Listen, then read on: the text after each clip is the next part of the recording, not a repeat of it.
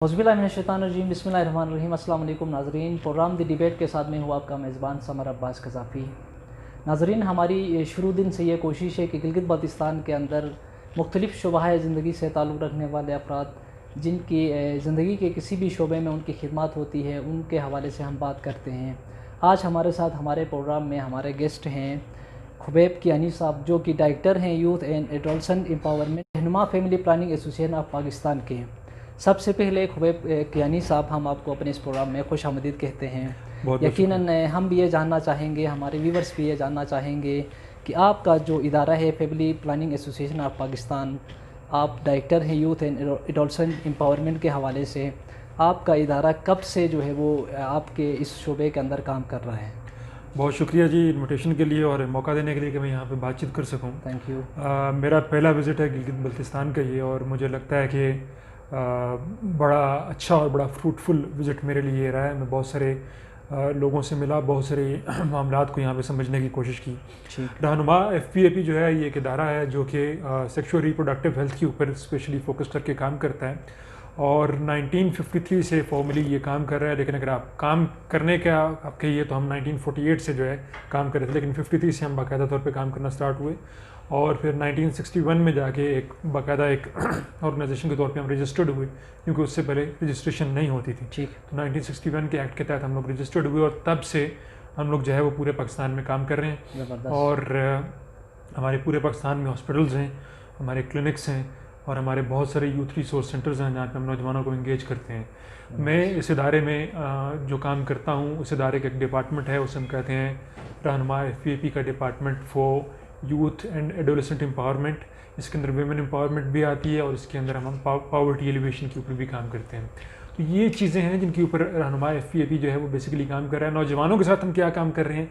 नौजवानों के साथ हम एक तो नौजवानों की यकीनन हम अपने इदारे के मैंडेट के मुताबिक, अपने इदारे के फोकस के मुताबिक उनकी सेक्सुअल रिप्रोडक्टिव हेल्थ के ऊपर हम काम करते हैं। दूसरा, हम उनको सर्विसेज प्रोवाइड करते हैं। हम डॉक्टर्स को ट्रेन करते हैं कि नौजवान बच्चियों के जो सेक्सुअल रिप्रोडक्टिव हेल्थ के मसाइल हैं उनको किस तरीके से सेंसिटिवली आपने डील करना है, किस तरीके से इस बात का ख्याल रखना है कि उनकी प्राइवेसी कॉन्फिडेंशियलिटी का आप ख्याल रखें। दूसरा, हम एजुकेशन के ऊपर भी काम करते हैं। एजुकेशन से मुराद हम ये लेते हैं, जो हमारे यहाँ एजुकेशन का एक कॉन्सेप्ट है कि आप बच्चे को सिर्फ फैक्ट्स पढ़ाते हैं और आप उसको कंफ्यूज कर देते हैं कि आप बच्चे को एजुकेट कर रहे हैं या बच्ची को एजुकेट कर रहे हैं। फैक्ट्स ये हैं कि आप बच्चे को ये बताएं कि कोई चीज़ कैसे बनती है, दुनिया में कितने मुल्क हैं, दुनिया में कितने कॉन्टिनेंट्स हैं, पाकिस्तान के कितने सूबे हैं, या आप किताबों के अंदर लिखे हुए मुख्तलिफ फैक्ट्स बच्चे को पढ़ाते हैं। ठीक। एक तो एजुकेशन की ये टाइप है जो कि हमारे माशरे में बासूरत किसी तौर एग्जिस्ट कर रही है। एक एजुकेशन वो है जिसमें हमें बच्चे या बच्ची को ये बताना होता है कि आप जब सुबह उठते हैं रात को सोने तक आपको जो ज़िंदगी ने आके आपको फेस करना है, ज़िंदगी की मुख्तलिफ सिचुएशन ने आके आपको फेस करना है, उनके साथ आपने किस तरीके से डील करना है। बदकिस्मती से हमारे यहाँ एजुकेशनल इंस्टीट्यूट्स में टीचर्स की ट्रेनिंग में इस तरह की किसी भी चीज़ के ऊपर कोई ख़ास बातचीत नहीं हो रही। और इसकी बदकिस्मती का अंदाज़ा आप ये लगाइए कि डिसीजन मेकिंग एक बहुत बुनियादी सी स्किल है जिसका हमें रोज़ाना ज़रूरत पड़ती है। बिल्कुल।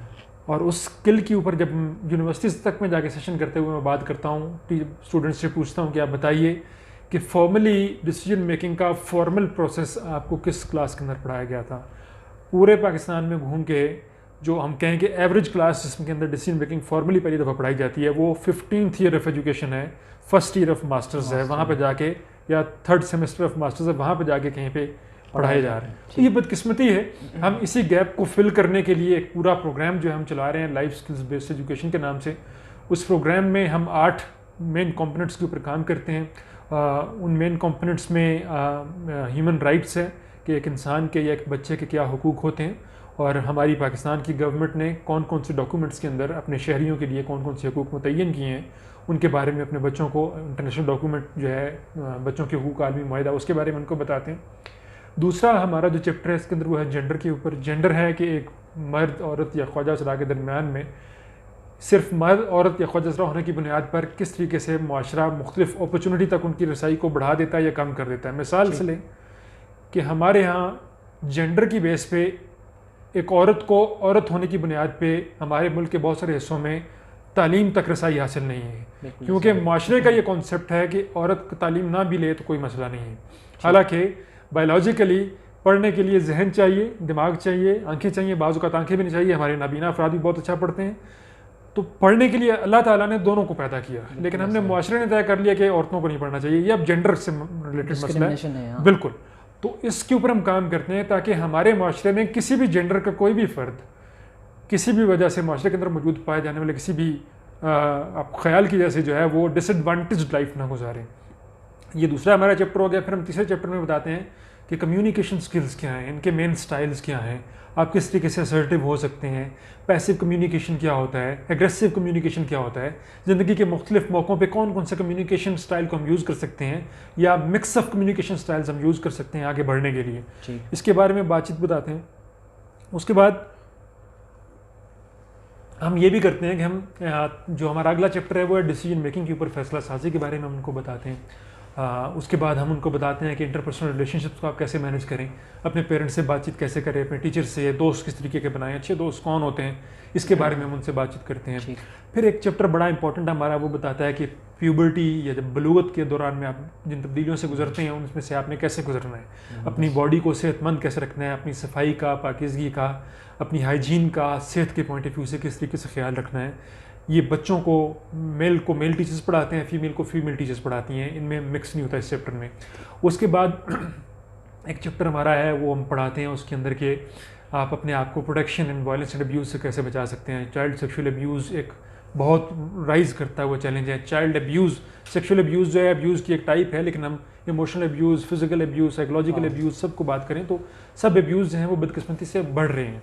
तो उनके ऊपर हम बच्चों को एम्पावर करते हैं कि आप किसी किसी अपने आप को महफूज रख सकते हैं अब्यूज़ से। और एक चैप्टर हमारा बड़ा इंपॉर्टेंट है वो है कि कल्चर, वैल्यूज़ और डाइवर्सिटी के बारे में, कि हम अपने मुल्क में मुख्तलिफ़ तरह की ज़ुबानें बोलते हैं, मुख्तलिफ़ तरह के लिबास पहनते हैं, मुख्तलिफ़ तरह के ख़यालात रखते हैं, मुख्तलिफ़ तरह के हमारे रुझानात आप कहिए कि सीखने के लिहाज से, सिखाने के लिहाज से, खाने के लिहाज से, बोलने के लिहाज से, चीज़ों के बारे में राय रखने के लिहाज से मौजूद हैं।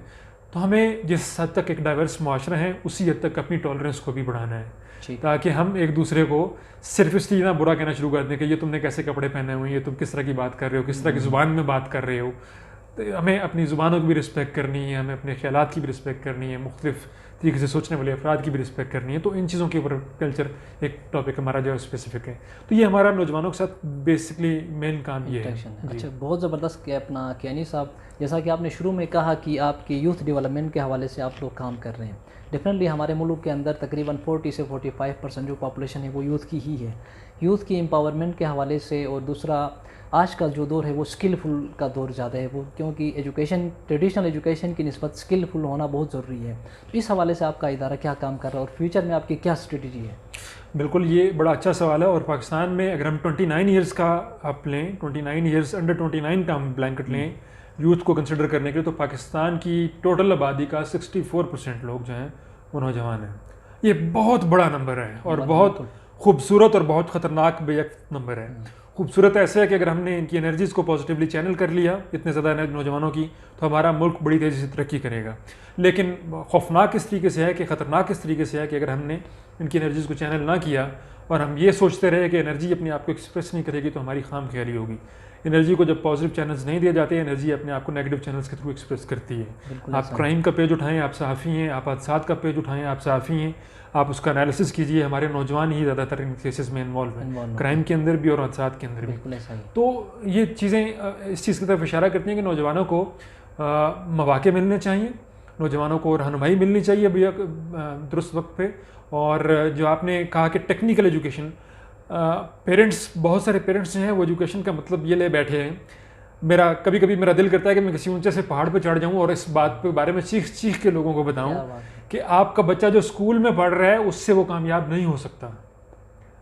आपके बच्चे के साथ आप शाम को जो बैठ के बात करते हैं उसको दुनिया के बारे में बताते हैं कि दुनिया में क्या चल रहा है, और मुख्तलिफ मौज़ूआत के बारे में उसके एक्सपीरियंसेस करवाते हैं। मुख्तलिफ मौज़ूआत के बारे में अपने अब्बा से, अपनी अम्मा से, अपने चाचा से जब वो सुनता है, वो देखता है कि ये कितना खुल के चीज़ों के बारे में सोच रहे हैं और वो हर टॉपिक के बारे में कुछ इंटरेस्टिंग बातचीत करने की सलाहियत आस्ते आस्ते डेवलप करता है। ये वो चीज़ है जो उसको आगे लेके जाएगी। लेकिन हम पूरे का पूरा डिपेंड कर रहे हैं कि एजुकेशनल इंस्टीट्यूट्स में जो पढ़ाया जा रहा है वहाँ पे बच्चा आगे बढ़ेगा। बहुत ज़्यादा केसेस में शानदार तरीन पोस्ट पे पहुँचने वाले जो नौजवान होते हैं वो लोग होते हैं जिन्होंने बड़े बड़े एजुकेशन इंस्टीट्यूट्स में नहीं पढ़ा होता, बड़े महंगे एजुकेशन इंस्टीट्यूट्स में नहीं पढ़ा होता, लेकिन उनके एक्सपीरियंसेस बहुत डाइवर्स होते हैं। वो किसी भी जगह पे कोई भी टॉपिक छिड़ता है तो उनके पास ये सलाहियत होती है कि उस टॉपिक से जुड़ा हुई कोई भी इंटरेस्टिंग बात जो उन्होंने ज़िंदगी में सीखी होती है वो वहाँ बोल देते हैं। And if you are vocal in some situation तो वहाँ पे लोगों को लगता है कि ये बंदा इस चीज़ का एक्सपर्ट है, फिर आस्ता आस्ता आपको मौके मिलते हैं और you become an expert consequently, आप कहीं ना कहीं बन जाते हैं। तो जो मेन स्ट्रीम एजुकेशन है वो ये जो नौजवानों को और बच्चों को कामयाब बनाने का पजल है उसका बिल्कुल छोटा सा हिस्सा है। वालिदैन उसको बहुत बड़ा हिस्सा समझना शुरू हो गए हैं, टीचर्स उसको बहुत बड़ा हिस्सा समझना शुरू हो गए हैं। असल चीज़ ये है कि बच्चे ने अपनी ज़िंदगी में आगे बढ़ते हुए किस तरह के एक्सपीरियंसेस को देखा है, बिल्कुल उसके माँ बाप मुश्किल हालात में किस वक्त क्या कम्युनिकेट करते हैं, कॉन्फ्लिक्ट मैनेजमेंट किसी बाहर वाले से हो जाती है, घर के अंदर हो जाती है, कैसे की जाती है, इस तरह की छोटी छोटी चीज़ें जो कि लाइव हो रही होती हैं आसपास, बच्चा उनसे सीखता है और अपनी लाइफ में अप्लाई करता है। वोकेशनल ट्रेनिंग हमारे बिल्कुल हम एक तो मेन स्ट्रीम एजुकेशन के साथ उनको लाइफ स्किल्स बेस्ड एजुकेशन दे रहे हैं, देन वोकेशनल ट्रेनिंग में हम देखते हैं कि किसी भी इलाके में कौन कौन से चीज़ें हैं जिनके ऊपर हम बच्चों को ट्रेनिंग दें तो उसकी डिमांड है मार्केट में, तो वो स्किल के साथ कुछ कमा सकते हैं, अपनी ज़िंदगी को बेहतर कर सकते हैं, तो वो उनको हम प्रोवाइड करते हैं। ख़वातीन के लिए हमारे पास 3 मेन सेंटर्स हैं जिनको हम काटो सेंटर्स कहते हैं। एक जापानीज़ पार्लियामेंटेरियन थी काटो के नाम से, उन्होंने वो डोनेट किए थे मुजफ्फराबाद में, हरीपुर में और कोयटा में। तो वहाँ पे हम ख़वातीन को जो बहुत मार्जिनलाइज कम्युनिटी की यंग गर्ल्स होती हैं उनके लिए हमने कंप्यूटर कोर्स, सिलाई मशीन का कोर्स और जो भी कोर्स उस इलाके में जिससे वो कमा सकें अपने लिए, अपने घर में, अपनी डिसीजन मेकिंग में अपनी पावर बढ़ा सकें, तो वो कोर्सों को वहाँ पे करवाते हैं। देन वी लिंक दम विद द मार्केट, ताकि वो जो भी स्किल वहाँ से ले रही हैं उसकी मार्केट जहाँ पे है वहाँ पे उसको पहुँचा सकें, उसकी प्रोडक्ट को, वो बेच के अपने लिए पैसे कमाएं। और जब आप इकोनॉमिकली एम्पावर्ड हो जाते हैं, आपकी जेब में पैसे होते हैं, तो उस हाउस होल्ड के अंदर होने वाले सारे डिसीजंस के अंदर आपको शामिल किया जाता है। अगर आप इकोनॉमिकली एम्पावर्ड नहीं होते हैं, डिपेंडेंट होते हैं, तो फिर हाउस होल्ड के अंदर होने वाले सारे डिसीजंस, इवन उस बच्चे की अपनी लाइफ के बारे में होने वाले डिसीजन के बारे में बाज़ औक़ात, बल्कि बसा औक़ात, ज़्यादा औक़ात इन्वॉल्व नहीं किया जाता उसको। तो ये हमारा एक लिंक है जहाँ पे हम एजुकेशन मेन स्ट्रीम के साथ गैर रस्मी तालीम और गैर रस्मी तालीम के साथ ये जो आपने टेक्निकल एजुकेशन की बात की उसकी हम कर रहे हैं। हम इस चीज़ को बिल्कुल अच्छे तरीके से समझते हैं कि इसकी बड़ी इंपॉर्टेंस है। अच्छा, जैसा कि अनीस साहब आपने कहा कि वुमेन के हवाले से भी आप काम करते हैं, ख़वातीन के हवाले से, हमारे मुल्क के अंदर भी तकरीबन 50% 48% जो पॉपुलेशन है वो ख़वातीन की ही है। वुमेन एम्पावरमेंट के हवाले से क्या करने की ज़रूरत है ताकि हमारा माशरा, हमारा इलाका जो है वो तरक्की कर सके? देखें, वुमेन एम्पावरमेंट के बारे में ये मेरे दिल के बहुत नज़दीक एक सब्जेक्ट है और मुझे लगता है कि वुमेन एम्पावरमेंट के बारे में हम लोगों को एक तो जिस लेंस से हम ख़वातीन को देखते आए हैं बतौर मुआशरा, बतौर पॉलिसी मेकर्स, बतौर जो हम ख़ानदान के हेड के तौर के ऊपर, उस लेंस को हमें तब्दील करने की ज़रूरत है। अपनी सोच को, रवैयों को तब्दील हमें उनको तब्दील करने की बहुत सख्त ज़रूरत है।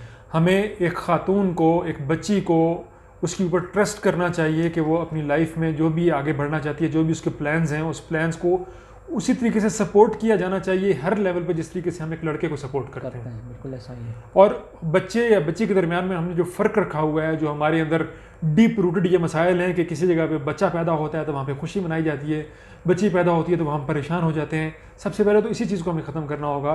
ये दोनों की दोनों चीज़ें जो हैं वो एक बहुत बड़ा गिफ्ट हैं। औलाद का हो जाना ही बहुत बड़ा गिफ्ट है। औलाद अगर आपके यहाँ बच्ची हुई है या बच्चा हुआ है, वो हो जाना ही बहुत बड़ा गिफ्ट है। मुझे लगता है कि मुझे ज़ाती तौर पर लगता है, मुझे पहली औलाद अल्लाह ताला ने 6 साल के बाद दी, तो मुझे लगता है कि ये एक बच्चा भी हो जाना जो है ये अल्लाह ताला का इतना बड़ा गिफ्ट है कि मैं ज़ाती तौर पर समझता हूँ कि हम में से कोई भी इंसान डिज़र्व ही नहीं करता इतने बड़े गिफ्ट के लिए। ये इस कदर बड़े गिफ्ट होते हैं बच्चे या बच्ची जो हमें मिलते हैं अल्लाह ताला की तरफ से। इनको हम ये तो हम लेना शुरू हो गए ना, बहुत ईजी लेना शुरू हो गया कि सब के होते हैं तो मेरे भी बच्चे हो गए तो कोई बात नहीं। लेकिन अगर हम थोड़ा सा सिचुएशन से बाहर जाके देखें और देखें कि वो बच्चे, एक बच्चा पहले दिन जब पैदा होता है ना, वो उस ख़ानदान के कितने बोझ उठा लेता है उस ख़ानदान को पता ही नहीं होता। वो ख़ानदान कभी सोचने की कोशिश नहीं करता। उसी तरीके से जब एक बच्ची पैदा होती है, वो उस ख़ानदान के पैदाइश के साथ ही कितने बोझ उसको उठा लेती है, वो हमने भी सोचने की कोशिश नहीं की। तो बच्चा हो या बच्ची हो, सबसे पहली बात, दोनों के दोनों खुदा का बहुत बड़ा गिफ्ट है, जिसके लिए आप सारी ज़िंदगी भी सजदे में पड़े रहें और शुक्र अदा करते रहें और रोते रहें तो आप शुक्र अदा नहीं कर सकते, पहली चीज़। दूसरा, बच्चे और बच्ची को हर तरह के मौक़ों में इक्वल आप उनको दें, मौका दें कि अपनी ज़िंदगी में जो कुछ करना चाहते हैं उनको सपोर्ट करें, उनको आगे बढ़ने का मौका दें। हमारे यहाँ 16 साल की उम्र में एक बच्ची को मैट्रिक करने के बाद या प्राइमरी करने के बाद एक ख़ास जगह पर जाके पेरेंट्स कहते हैं कि तुमने स्कूल नहीं जाना, कुछ गलत हो जाएगा। आप एक 16-18 साल की बच्ची को जो कि आपके ज़ेरे तरबियत रही है, उसको 18 साल की उम्र में कहते हैं कि तुमने पढ़ने नहीं जाना क्योंकि कुछ गलत हो जाएगा, तो आप उस बच्ची पर शक नहीं कर रहे हैं, आप अपनी उस 18 साल की तरबियत पर शक कर रहे हैं जो आपने उस बच्ची को दी है।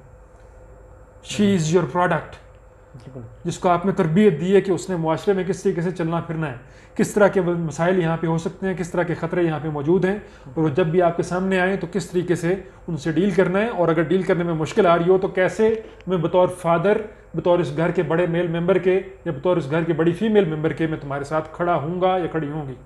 आप इतना सा कॉन्फिडेंस दीजिए, उनके साथ कम्युनिकेट कीजिए, आपके बच्चे बाहर जाकर एक्सीलेंट एग्जाम्पल्स बनेंगे, आपकी बच्चियाँ बाहर जाकर एक्सीलेंट एग्जाम्पल्स बनेंगी, और वो अपने ना सिर्फ खुद पढ़ेंगी बल्कि आपके आसपास की कम्युनिटी को भी इंस्पायर करेंगी कि इनको पढ़ाना है। ज़बरदस्त। अभी आज मैं सुबह एक डॉक्टर साहब से यहीं पे मिल के आ रहा हूँ जिनके फादर ने 1995 में उनको यहाँ से पढ़ने के लिए लाहौर भेजा हुआ था, और वो कितना बड़ा आदमी होगा आप सोचिए। कम्युनिटी के किस कदर आज भी हमारे ऊपर प्रेशर्स होते हैं बच्चियों को अपने मोहल्ले से दूसरे मोहल्ले में पढ़ने के लिए भेजने के लिए। उस आदमी का विजन क्या होगा और वो कितना बड़ा आदमी होगा, कितना उसका लेवल होगा कि उसने उस टाइम पे सारी कम्युनिटी रेजिस्टेंस को, अपने ख़ानदान की रेजिस्टेंस को डिनाई करते हुए उसने कहा कि बच्ची का हक है कि वो पढ़े। वो फौत हो गए अपनी बच्ची को पढ़ा के, लेकिन वो बच्ची आज एक साइकोलॉजी डिपार्टमेंट की हेड है, और वो इस पूरे शहर के बच्चियों के लिए एक रोशनी का मरकज़ है जहाँ से वो रोशनी लेती हैं, इल्म लेती हैं। तो ये क्या हुआ, ये एक फ़र्द था जो समझता था कि बच्चियाँ, वेमेन एम्पावरमेंट, गर्ल एम्पावरमेंट किस कदर इंपॉर्टेंट है, उनके लिए ही नहीं बल्कि पूरे मुआशरे के लिए। तो हमें इसको इस लेंस से देखना चाहिए, अपने लेंस को तब्दील करना चाहिए, ठीक है। हमें प्रोसेस को ट्रस्ट करना चाहिए, हमें घबराना नहीं चाहिए। बच्चे या बच्ची के बड़े होते हुए बहुत सारे ऐसे वाक़यात होते हैं जिनको हम नहीं होने देना चाहते, जो हमारे ख्याल में बड़े गलत होते हैं, ख़ानदान के लिए बड़े ख़तरनाक होते हैं। लेकिन जब आपने बच्चे पैदा किए तो उनके साथ अच्छे वाक़यात भी होंगे, बुरे वाक़यात भी होंगे। जब भी घर से बाहर बच्चों को भेजें, अल्लाह के हवाले करें, दुआ मांगें कि या अल्लाह तेरी चीज़ है, इनको अच्छे रास्ते पर रखना, और अपने एक अच्छा रोल मॉडल बने, उनके साथ कम्युनिकेशन अच्छा रखें। आप अगर रोज़ाना की बुनियाद पर अपने बच्चे या बच्ची से बातचीत कर रहे हैं, मैं नहीं समझता कि कुछ भी गलत हो सकता है। अगर आप बच्चे या बच्ची से बात ही बहुत देर बाद करते हैं, बच्चा कम्युनिकेशन या केयर जो घर के अंदर उसको मिलनी चाहिए, बच्ची या कम्युनिकेशन या केयर जो घर के अंदर उसको मिलनी चाहिए वो रिसीव नहीं करती, तो वो बाहर बातचीत करना स्टार्ट कर देते हैं, ठीक है, और वो बाहर बाज़ औक़ात गलत लोगों के हाथ चढ़ जाते हैं। ज़बरदस्त। अच्छा, ये तरबियत के हवाले से बहुत ज़बरदस्त आपने चीज़ें डिस्कस किया, लेकिन हम समझते हैं हमारे माशरे के अंदर जो है वो तरबियत में कहीं ना कहीं पे लूप फॉल्स हैं। मतलब हम बच्चों की तरबियत सही तरह नहीं कर पा रहे हैं, हमारे पेरेंट्स अपनी न्यू जनरेशन की इस तरीके से तरबियत नहीं कर पा रहे हैं जिसकी वजह से हमारे लिए मसाइल हो रहे हैं। तो हम बेहतर तरबियत हमारे पेरेंट्स कैसे कर सकते हैं अपने बच्चों की, उसके लिए क्या स्ट्रेटजी या क्या मेकनिज़म जो हो सकता है? देखिए, पेरेंट्स को सबसे पहले तो ये समझना होगा कि वो खुद भी बच्चे हैं, ठीक है। पेरेंट्स जो है ना, हमारे यहाँ मसला ये है कि हम 18 या 16 साल के होकर हम समझते हैं कि बस हमने जो बनना था हम बन चुके हैं, तब मजीद पढ़ने की, सीखने की कोई ज़रूरत नहीं है। जो मैंने सीख लिया 16 साल में, मैंने 60 साल ऐसे ही गुजार देने हैं। तो ज़िंदगी इस वक्त जितनी तेज़ी से तब्दील हो रही है, उसके मुताबिक बच्चे को या बच्ची को तो गाइडेंस चाहिए। बिल्कुल। पेरेंट्स, मैं नहीं कह रहा हूँ कि वो जाके ऑक्सफोर्ड की किताबें खोल के ऑक्सफोर्ड की किताबें पढ़ना शुरू कर दें, कुछ ना कुछ तो हो सकता है ना, लर्न करें, सीखें, कुछ ना कुछ तो हो सकता है। तो रोज़ाना की बुनियाद पे कुछ नया सीखें। एटलीस्ट अपने बच्चों या बच्चियों को ये मैसेज दें कि जो लर्निंग का प्रोसेस है ये लाइफ लॉन्ग है। I am interested in this process, और मैं चाहता हूँ कि आप लोग भी लाइफ लॉन्ग अपनी ड्यूरेशन के दौरान में जो है इसके अंदर इंटरेस्टेड रहें। पहली चीज़। दूसरा, पेरेंट्स को तरबियत के पॉइंट ऑफ व्यू से अगर हम बात करें तो पेरेंट्स को ये चीज़ समझने की ज़रूरत है कि आप जब बच्चों को स्कूल में भेजते हैं तो आप ये समझ रहे हैं बच्चा स्कूल में सब कुछ सीख के आ रहा है, और आपने शाम को उसको रोटी देनी है, फिर उसको एक कपड़े पहनने के लिए देने हैं और एक चारपाई देनी है, वो सो जाएगा, आप वालिदैन बन गए। वालिदैन होने का ये मतलब नहीं है। जिस तरीके से हमने पहले कहा ना कि टीचर फैक्ट्स पढ़ा के समझ रहा है कि वो टीचर बन गए, और मेरी वही इज़्ज़त होनी चाहिए जो पहले इसातिज़ा की हुआ करती थी। पहले इसातिज़ा एक बच्चा स्कूल में लाते थे तो एक बिल्कुल तैयार फ़र्द के तौर पर वापस करते थे सोसाइटी को, उनकी रूहानी तरबियत भी करते हाँ हैं, जी, सारी चीज़ें। उनको पता होता था ये बच्चा आजकल किस सिचुएशन से गुजरा, क्या मसाइल हैं, इसके घर के क्या मसाइल हैं, वो बच्चे के अंदर इन्वॉल्व होते थे। अब सिर्फ और सिर्फ उसको फैक्ट्स पढ़ाए जाते हैं और उसका रिजल्ट लिया जाता है और उसके बाद बात खत्म। तो टीचर वो गलती कर रहा है, वालिदैन ये गलती कर रहे हैं कि वो रोटी देते हैं, कपड़े देते हैं, रात को सोने के लिए चारपाई देते हैं, उनको लगता है कि हम पेरेंट्स हैं। पेरेंटिंग ये नहीं है। Parenting is much more deeper and much more vast concept. इसके अंदर आपको बच्चे की लाइफ को रोज़ाना की बुनियाद पर एंटिसिपेट करना होता है। हर आने वाले साल की बुनियाद पे आपको देखना होता है कि अब इसकी क्या ज़रूरियात होंगी। और उसके मुताबिक आपको अपने आप को तैयार करना पड़ता है। आपको अगर उन ज़रूरत के मुताबिक आपके पास सलाहियत है तो ठीक है, नहीं है तो आपको सलाहियत को डेवलप करना पड़ता है, मशवरे लेने पड़ते हैं कि मेरा बच्चा बच्ची इस स्टेज पे पहुंच रहा है, वहाँ पे उसकी ये ज़रूरत होगी, नफ्सियाती, जज्बाती, साइकोलॉजिकल, इमोशनल, फिजिकल, तो मैं उससे कैसे डील करूँगा, मुझे बताएं। आपको खुद नहीं पता, किसी और से जाके पूछें, किसी बड़े से जाके पूछ लें। तो ये वालिदैन को अगर बच्चों की तरबियत करनी है तो वालिदैन को अपने अंदर से सबसे पहले इस मिसकंसेप्शन को निकालना होगा कि उन्होंने 16-18 साल की उम्र में जितना सीखा है उससे पूरी ज़िंदगी गुजारी जा सकती है, उससे पूरी ज़िंदगी नहीं गुजारी जा सकती। आज के दौर में अगर आप ये सोच रहे हैं तो आप अपने ऊपर अपने बच्चों दोनों के ऊपर जुल्म कर रहे हैं। जी अच्छा, एक चीज़ जो आपने शुरू में बताया दिया था कि पॉवर्टी के हवाले से मीन्स हमारे गुर्बत का जो वो फैक्टर है या जो पैरामीटर्स हैं वो भी बहुत ज़्यादा है हमारे मुल्क के अंदर। तो हमारे पास इतने नेचुरल रिसोर्सेज हैं, इसके बावजूद भी ये गुर्बत है, तो इसको हम कैसे ओवरकम कर सकते हैं? देखिए, उसमें तो कम्युनिटी बेस्ड सॉल्यूशंस हैं वो निकालने चाहिए, आपको कम्युनिटी के अंदर देखना चाहिए। पॉवर्टी की अगर हम बात करते हैं तो बहुत ज़्यादा पाकिस्तान में अभी भी घराने हैं जहाँ पर अंडर $1 जो है वो अंडर $1.25 जो है हमारी जो है वो कमाई है, जो कि बड़ी ख़तरनाक है। तो इसके लिए पॉवर्टी का मेरा ख्याल है डायरेक्ट, एक तो हम पॉवर्टी तक हम पहुँचे कैसे उसको भी देखना चाहिए। कुछ हमारे यहाँ जो मौक़े हैं वो कुछ ख़ास डेवलप्ड इलाकों तक महदूद हैं, उनको जिस तरह मैं एक इंफ्रास्ट्रक्चर के पॉइंट ऑफ व्यू से, ट्रांसपोर्टेशन मोबिलिटी के पॉइंट ऑफ व्यू से मैं एक बैकवर्ड इलाके से ताल्लुक़ रखने वाला लड़का हूँ। मैं अपने आप को लड़का क्या गया, मार्जिन ले गया, 12 में लड़का ही हूँ। तो वहाँ पे आप कहिए कि जो मौक़े हैं उनके लिए हमें दूर दराज इलाकों में जाना पड़ता है। दूर दराज इलाकों पे जाने के लिए अगेन वसाइल चाहिए होते हैं, और वो वसाइल अगर आपके पास नहीं हो तो आप उन दूर दराज इलाकों में जाके पढ़ाई नहीं कर सकते। तो हमारे पेरेंट्स को कुर्बानियाँ देनी पड़ी बहुत सारी हमें पढ़ाने के लिए। तो पॉवर्टी को अगर हम ख़त्म करना चाहते हैं, पहली बात तो ये है कि जो एजुकेशन और रोज़गार से रिलेटेड मौक़े हैं उनको मेन सिटीज़ से निकाल कर हमारे जितने भी आसपास के सिटीज़ हैं उन तक भी पहुंचाना होगा। उन जगहों तक भी ऐसे मौक़ों के लोग पढ़ सकें और अपने ख्वाबों की तकमील कर सकें। क्योंकि यहाँ से जब आप 14 घंटे का सफ़र करके इस्लामाबाद जाएंगे पढ़ने के लिए तो ये ऐसा ही है जैसे आप दुबई गए हुए हैं पढ़ने के लिए। आपको बहुत अरसे बाद यहाँ पे वापस आना पड़ेगा, अपनी फैमिली से आप कट जाते हैं। तो इस तरह के मौक़े हर जगह पे मौजूद होने चाहिए, रोज़गार के, तालीम के, सेहत के। और दूसरी चीज़ ये है कि पॉपुलेशन हमारा, मेरा ख्याल है कि उसके पॉइंट ऑफ व्यू से हमें बात करनी चाहिए। हमारे जो वसाइल हैं हमारे पास गवर्नमेंट के पास, उन वसाइल से कहीं ज़्यादा लोग जो हैं वो हमारे पास मौजूद हैं हर जगह पे।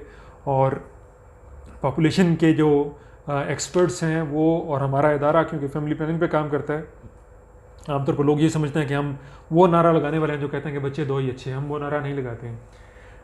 अब फैमिली प्लानिंग का सारा नैरेटिव इस चीज़ के ऊपर आ चुका है कि तवाज़ुन, किस चीज़ में तवाज़ुन? आपके बच्चों की तादाद और आपके वसाइल में तवाज़ुन, वो असल चीज़ है। अगर आपके पास 10 बच्चे हैं और 10 बच्चों के वसाइल हैं, नो प्रॉब्लम, नो इश्यूज़।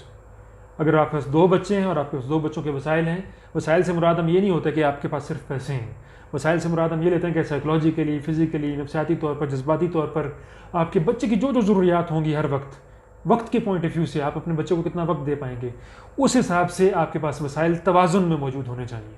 तो जितना बैलेंस होगा उतना ही आप अच्छे तरीके से आगे बढ़ेंगे।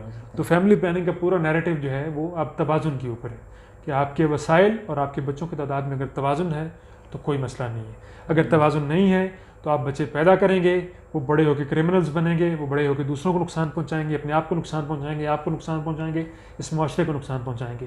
वो उनके पास खाने को नहीं होगा, उनके पास तालीम नहीं होगी क्योंकि आप नहीं दिलवा पाएंगे उनको, तो जाहिर है वो किसी न किसी तरीके से उनको कमाना है। तो बहुत सारे मसाइल उसके आ जाते हैं उसके अंदर। ज़बरदस्त। अच्छा कियानी साहब, आपने अपने शुरू के डिस्कशन में आपने एक अपना डिसीजन मेकिंग के हवाले से बात की थी। अमूमन हमने देखा है कि हमारे माशरे के अंदर डिसीजन मेकिंग में हम लोग बहुत कमज़ोर हैं, तो इसकी क्या वजह है? देखिए, डिसीजन मेकिंग जो है ना, बेसिकली एक प्रोसेस है जिसको बचपन में बच्चों को सिखा देना चाहिए। मैं जब बच्चों से सेशंस करता हूँ मैं उनसे कहता हूँ कि आपने आखिरी बार कोई फैसला कब लिया था। बच्चों को नहीं पता होता कि आखिरी बार फैसला कब लिया था। एक्चुअली क्या मसला है? एक्चुअली ये कि हम हर वक्त फैसला कर रहे हैं। इस वक्त आपने मुझसे ये क्वेश्चन किया, मेरे पास करोड़ों की तादाद में फाइल्स पड़ी हुई मेरे जहन में जिनके बारे में बात कर सकता हूँ। करोड़ों की तादाद में इंफॉर्मेशन बिट्स पड़ी होंगी मेरे पास, लेकिन मैंने फैसला किया कि मैंने कहाँ से बात स्टार्ट करनी है, देन उस फैसले के बाद मैंने बात करना स्टार्ट कर दी। तो फैसला साजी हम हर वक्त कर रहे होते हैं। एक ऐसी स्किल जो कि हम हर वक्त कर रहे होते हैं, उसके बारे में हम बच्चे को पहली बार बता रहे हैं 15वीं क्लास में जाकर। ये तो बड़ी बेवकूफ़ाना हरकत है माशरे के लिए। तो हमें फ़ैसला साजी, जब हम बच्चों को हम कहते हैं कि आप फ़ैसला साजी करें, तो फ़ैसला साजी के बुनियादी स्टेप्स आपको पता होने चाहिए। बुनियादी स्टेप्स क्या हैं? बुनियादी स्टेप्स क्यों सिखाए जाते हैं? इसलिए नहीं सिखाया जाता है कि ज़िंदगी में जब भी कोई मसला आए तो आप कहें जी उसके स्टेप्स यही हैं कि अच्छा जी मसला है क्या, उसको डिफाइन करते हैं, उसके पॉसिबल सोल्यूशंस क्या हैं, हर सोल्यूशन के नफ़े नुकसानात क्या हैं, सबसे ज़्यादा नफ़ा किसका है, सबसे कम नुकसान किसका है, जो सबसे बेस्ट है उसको अप्लाई करते हैं एंड देन आखिर पे देखते हैं कि उसका क्या बना, वो अच्छा फैसला था या बुरा फैसला था। ये हम उनको सिखाते हैं एक प्रोसेस के तौर के ऊपर, आइडेंटिफिकेशन, पॉसिबल सोल्यूशंस के नफ़े नुकसानात, बेस्ट फ़ायदे किसके हैं, उसको अप्लाई करना एंड देन फीडबैक के प्रोसेस में जाना। ये एक प्रोसेस है जो उसका है। अब इसका मकसद ये नहीं है कि आपको जब ये सिखाया जाए तो आप पूरी ज़िंदगी यही काम करते रहें कि हर दफ़ा जब कोई फैसला हो तो आप ये चार्ट निकाल के बैठ जाएं यार। लेकिन जब आप बच्चे को छोटी उम्र में ये सिखाते हैं ना, वो सिर्फ 1 महीने के लिए भी अगर इस प्रोसेस को बाकायदा तौर पर अप्लाई करता है मुख्तलिफ सिचुएशंस के अंदर, फिर उसका ज़हन ऑटोमेटिकली जो है वो काम करना स्टार्ट शुरू कर देता है। फिर जब हम मैनेजमेंट की बात करते हैं तो मैनेजमेंट टर्म इस्तेमाल होती है कि अच्छा मैनेजर वो है जो ऑन द फुट डिसीजंस ले सके, मतलब उसको कोई मसला आए और वो खड़ा अगर हो तो ऑन द फुट ही वो डिसीजन ले सके उसके बारे में। तो बेसिकली जब हम प्रोसेस बच्चे को या बच्ची को बताते हैं, वो उस प्रोसेस को हल्का सा अप्लाई करना स्टार्ट शुरू करता है, तो फिर आस्ते आस्ते उसका जहन आदी हो जाता है कि वो तेज़ी से उस प्रोसेस में से गुजरता है और फिर आखिर पे फाइनल स्टेज आती है जहाँ पे वो ऑन द फुट डिसीजन ले सकता है, उसको सारे प्रोसेस को नहीं सोचना पड़ता। तो ये बड़ी इंपॉर्टेंट स्किल है, बच्चों और बच्चियों का राइट है कि उनको उसको वक्त पर इसके बारे में बताया जाए। ज़बरदस्त। अच्छा कियानी साहब, आपने अपने डिस्कशन में एक और चीज़ जो कम्युनिकेशन स्किल के हवाले से बात की थी, रिसर्च स्टडीज़ की भी ये फाइंडिंग्स है कि इंसान डेली बेसिस पे 60 से 70% कम्युनिकेशन करता है। जी हाँ। हमारे माशरे के अंदर आज के दौर में अगर हम देखते हैं तो कम्युनिकेशन के अगर नए डिवाइसेस या नई चीज़ें भी आ गई हैं, ये कम्युनिकेशन स्किल्स को एक कम्युनिकेशन गैप में अगर हम उसमें लेते हैं तो मीन्स मेरी सोच और मेरे पेरेंट्स की सोच में फ़र्क है, फिर इसी तरह मेरी सोच और मेरे बच्चों की सोच में फ़र्क है।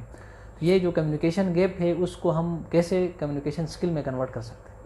देखें, कम्युनिकेशन का गैप जो है या जनरेशन गैप जो कम्युनिकेशन के अंदर मौजूद है वो एक हकीकत है, और इस वक्त का इन 2 जनरेशन का जो कि अब चल रही हैं इनका जो कम्युनिकेशन गैप है ये अनफोर्सीन है। अच्छा। और इससे पहले इस किस्म का गैप कभी डेवलप नहीं हुआ। क्यों? आईटी और इंटरनेट के आने की वजह से इस वक्त बच्चों के पास पूरी दुनिया एक टिप के ऊपर पड़ी हुई है, 1 क्लिक अवे। और पेरेंट्स हैं उनमें से बहुत सारे ऐसे हैं जिन्होंने स्मार्टफोन कभी ज़िंदगी में देखा ही नहीं, बल्कि मैं अगर दोस्त कहूँ तो स्मार्टफोन तो क्या, जो आम फ़ोन होता है जिससे आप मैसेज और कॉल कर सकते हैं, बहुत सारे पेरेंट्स उसको भी ऑपरेट नहीं कर पाते इंडिपेंडेंटली। तो वो जो बच्चे सोकर जिनके सामने बच्चे एक्सपोज हैं जिस इन्फॉर्मेशन के सामने, और वालिदैन के पास इतनी सलाहियत उस इन्फॉर्मेशन के बारे में, उसके दरमियान में बहुत बड़ा गैप है। बिल्कुल। और बच्चों के आइडियल्स भी बहुत, हम जब छोटे थे 20 साल की उम्र तक हमें पता नहीं था कि हमने करना क्या है। आजकल 6 से 7 साल की उम्र के बच्चे के ऊपर प्रेशर होता है कि मेरे साथ के बच्चे इंटरनेट पे हीरो बने हुए हैं, 7-8 साल के बच्चे अरबों कमा रहे हैं, अरबों कमा रहे हैं। हाँ। आप यूट्यूब पे जाएँ तो कुछ बच्चे खिलौनों के रिव्यू करके अरबों कमा रहे हैं, करोड़ों कमा रहे हैं। तो उन बच्चों की वजह से प्रेशर है। आपके आज के बच्चे के ऊपर वक्त से पहले कुछ करके दिखाने का प्रेशर बहुत ज़्यादा बढ़ चुका है, और वालिदैन इस प्रेशर को नहीं समझते। तो मेरा ख्याल है कि इसको अगर हम बेहतर तरीके से, अगर मैं इसमें बड़ा ऑनेस्ट ओपिनियन दूँ, वालिदैन की कैपेसिटी बिल्डिंग इतनी कभी भी नहीं मुमकिन हो पाएगी कि वो इस कम्युनिकेशन गैप को क्लोज़ करें। इस कम्युनिकेशन गैप को क्लोज़ करने के लिए मुझे जो दुरुस्त लोग लगते हैं वो बच्चे लगते हैं। ज़बरदस्त। उनको इस चीज़ को समझना चाहिए कि वालिदैन शायद बहुत पीछे रह गए आईटी के अचानक आने की वजह से, तो हमें किस तरीके से उनके नज़दीक बैठना है, उनको वक्त देना है, उनके साथ बैठना है, उनको इंगेज रखना है। ये ना हो कि हम वालिदैन से ये कहें कि हम व्हाट्सएप पे कॉल कर रहे हैं और अब्बा कहें कि बात सुनो मेरी, आप कहें मैं व्हाट्सएप कह रहा हूँ, वो पूछें व्हाट्सएप क्या होता है, और आप कहें अब्बा तुम छोड़ो, तुम्हें क्या पता व्हाट्सएप क्या होता है। हमें इस तरह के रवैये से दूर होकर अपने वालिदैन को आहिस्ता आहिस्ता सिखाना है। मैं अपने पेरेंट्स को अभी एक स्मार्टफोन लेके दिया है, 1 साल होकर लेके दिया हुआ है, उनको ऑन करके दिया है, वो उसको इस्तेमाल करने से भी डर रहे हैं। लेकिन मैं जब भी जाता हूँ उनको 2-4 बातें उसके बारे में बताने की कोशिश करता हूँ, तो वो बड़ा अच्छा लगता है उनको। कियानी साहब, आपसे बातें चलते रहेंगी। नाजरीन यहाँ पे लेंगे एक छोटा सा ब्रेक, मिलते हैं ब्रेक। वेलकम बैक नाजरीन। ब्रेक पर जाने से पहले हम बात कर रहे थे क्लिनिकल साइकोलॉजिस्ट कियानी साहब से, जो कि पाकिस्तान फैमिली रहनुमा के जो मुख्तलिफ़ प्रोजेक्ट्स हैं, मुख्तलिफ़ जो वर्क्स हैं, इस हवाले से बात हो रही थी। कियानी साहब, हम आपसे ये जानना चाहेंगे कि आपने जैसा कि मीडिया के हवाले से बात किया था, कम्युनिकेशन स्किल के हवाले से बात किया था, आज के जो इस मॉडर्न दौर में, जदीद दौर में सोशल मीडिया की क्या इंपॉर्टेंस है हमारी ज़िंदगी के अंदर, इसका हम पॉजिटिव और इफ़ेक्टिव इस्तेमाल हम कैसे कर सकते हैं? देखें जी, अभी अब हम पाकिस्तान के शहरी भी हैं, अब दुनिया में कोई इंग्लैंड गया तो इंग्लैंड के शहरी भी है, लेकिन एक नया मुल्क पैदा हो चुका है दुनिया में, मैं उसको कहता हूँ, उस मुल्क का नाम है डिजिटलिस्तान। ठीक है, ज़बरदस्त। और अब जो हमारे बच्चे हैं, हमारी जो बच्चियां हैं, दे आर डिजिटल सिटीजन्स। ठीक है, वो डिजिटल सिटीजन्स हैं और वो डिजिटलिस्तान में रहते हैं। अपने अपने मुल्कों के रहने के अलावा। और डिजिटलिस्तान में जो है चीज़ें बड़ी तेज़ी से तब्दील हो रही हैं, वहाँ पे नए नए चीज़ें आ रही हैं सामने और बड़ी तेज़ी से जो है वो चीज़ें तब्दील हो रही हैं वहाँ पे। इंफॉर्मेशन आज के दौर की मैं कहता हूँ सबसे बड़ी नेमत भी है और सबसे बड़ी जहमत भी है, क्योंकि इंफॉर्मेशन के ऊपर सोशल मीडिया के आने के बाद कोई चेक नहीं बचा, ओपिनियन रखने के ऊपर कोई चेक नहीं बचा। आप किसी टॉपिक के ऊपर किसी किस्म की कोई स्टडी किए बगैर अपना ओपिनियन वहाँ पे लोगों के सामने जाके उनके सर पे मार सकते हैं। लोग, बहुत सारे ऐसे बच्चे और बच्चियाँ हैं जो एक ऐसे फ़र्द का इंटरव्यू सुनते हैं जिसने अपनी फील्ड के अंदर कुछ भी नहीं पढ़ा होता और वो सिर्फ अपनी ज़ाती राय, अपनी ज़ाती वैल्यूज़ को वहाँ पे जो है वो बता रहा होता है। और बच्चे बच्चियाँ क्योंकि छोटे होते हैं वो समझते हैं कि ये बंदा ठीक बात कर रहा है, वो उसको उठा के उसको सही समझ के अपनी लाइफ में अप्लाई करना शुरू कर देते हैं। तो सोशल मीडिया जो है ये दो-धारी तलवार है।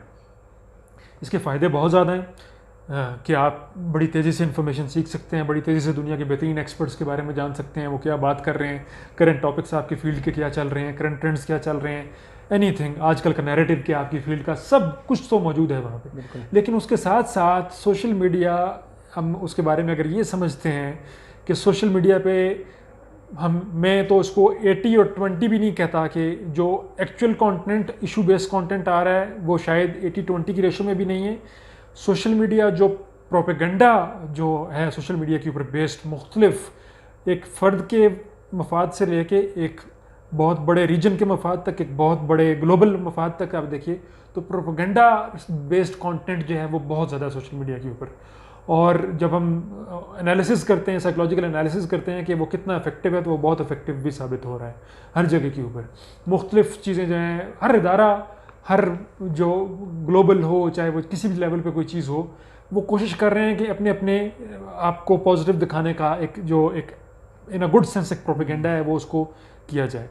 तो इसका हल ये है कि आप स्टडीज़ करें, आप पढ़ें और मल्टीपल व्यूज़ लें किसी भी इशू के ऊपर। आम तौर पर अगर आप किसी फ़र्द की इंटरनेट की हिस्ट्री को जाके देखें तो उसकी इंटरनेट हिस्ट्री ये बताती है कि वो किसी भी नैरेटिव की किसी एक साइड को समझने की कोशिश कर रहा है या उसके बारे में उसकी सर्च ज़्यादा है।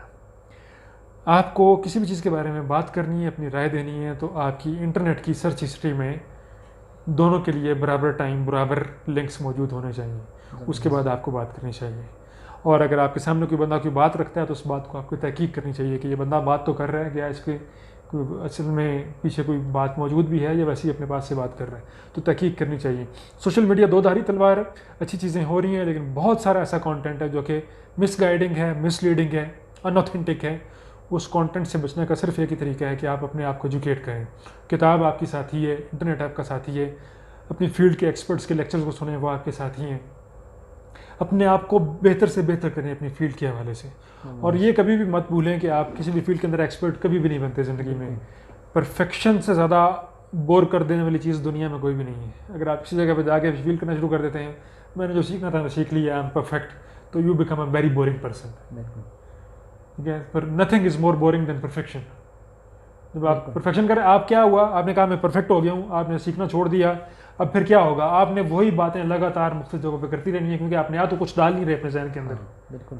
तो आप boring, you will become a boring person consequently. Right. ठीक है, तो उसमें बेहतर ये है कि आप जो है सीखते रहें, समझते रहें चीज़ों को, और सोशल मीडिया को इस्तेमाल करते हुए इस चीज़ को जहन में रखें कि ये एक पॉजिटिव चीज़ भी और नेगेटिव भी चीज़ भी है। और अगर हम बहुत ऑनेस्ट सा जवाब दें तो सोशल मीडिया का जो कलेक्टिव यूज़ है एक दिन के अंदर ग्लोबली, उसमें से शायद कोई मोर देन 60-70% जो है वो वेस्टेज ऑफ टाइम है। कुछ 30% शायद एक प्रोडक्टिव काम के अंदर, प्रोडक्टिव एक्टिविटी के अंदर हम गुजारते हैं। मैं इन चीज़ों के बारे में इतनी ज़्यादा बात करने के बावजूद मैं इस चीज़ के बारे में मानने को बिल्कुल तैयार हूँ कि शायद मेरा कोई 1 से 1.5 घंटा रोज़ाना का सोशल मीडिया पे फजूल किस्म की वीडियोस देखते हुए और फजूल किस्म की छोटी छोटी ये देखते हुए कि किसी ने क्या पोस्ट किया है देखते हुए गुजर जाता है, जो कि नहीं गुजरना चाहिए। ठीक हो गया, ज़बरदस्त। अच्छा, अपना कियानी साहब पे आपका जो इदारा है रहनुमा, वो लाइफ स्किल बेस्ड एजुकेशन के ऊपर भी काम करता है। इस हवाले से सादा अल्फाज में हमारे व्यूअर्स को बता दें कि ये लाइफ स्किल बेस्ड एजुकेशन ये क्या चीज़ है? देखिए, बुनियादी तौर पर जब हम बच्चे को तालीम देते हैं, बच्चियों को तालीम देते हैं, तो उसके अंदर हम तालीम का जो कॉन्सेप्ट मैंने पहले जिक्र किया, बुनियादी फैक्ट्स देना जो है बच्चों को तालीम नहीं है। बच्चे को ऐसी तालीम देना जिससे अपनी ज़िंदगी में सुबह से शाम तक होने वाले मुख्तलिफ मामलात के दौरान रिक्वायर्ड स्किल्स को प्रैक्टिस कर सके और उनकी मदद से अच्छे फैसले ले सके, अच्छे तरीके से उन फैसलों को कम्युनिकेट कर सके, अपने आप को प्रोटेक्ट कर सके, अपनी ग्रोथ को आगे बढ़ाने के लिए बासलाहियत हो। तो ये जो लाइफ स्किल्स बेस्ड एजुकेशन है ये बेसिकली इन्हीं चीज़ों के ऊपर फोकस्ड है।